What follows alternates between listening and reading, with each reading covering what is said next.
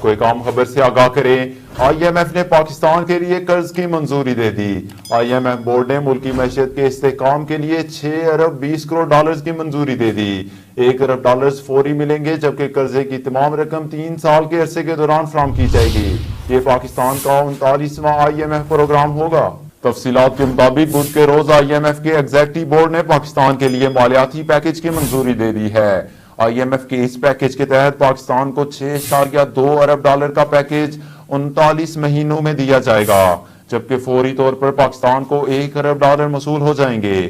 پاکستان کے لیے قرض کی منظوری سے متعلق باقاعدہ اعلان کرتے ہوئے آئی ایم ایف حکام نے کہا ہے کہ قرض پاکستان کے اقتصادی پلان کی مدد کے لیے دیا جائے گا۔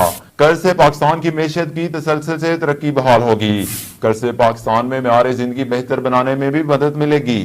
بتایا گیا ہے کہ پاکستان نے آئی ایم ایف کے پیکج میں حائل تمام رکاوٹیں بھی ختم کر دیں۔ اثاثہ جات ظاہر کرنے کی اسکیم آئی ایم ایف اجلاس سے پہلے ختم ہوگی۔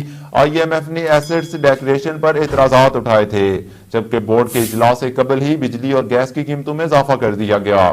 اخراجات میں کمی اور آمدنی بڑھانے پر اقدامات کی طرف سے بھی پاکستان نے پیش رفت کی۔ ٹیکس رعایتیں ختم کرنے، ٹیکس اصلاحات کے لیے اہم اقدامات اٹھائے جا رہے ہیں۔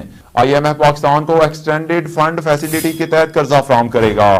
مزید بتایا گیا ہے کہ معاشی ماہرین کے مطابق پاکستان نے آئی ایم ایف کی تمام شرائط پوری کر دی ہیں۔ اگلے مالی سال کے بجٹ میں حکومت نے آئی ایم ایف کے 357 ارب روپے بجٹ میں شامل کر رکھے ہیں۔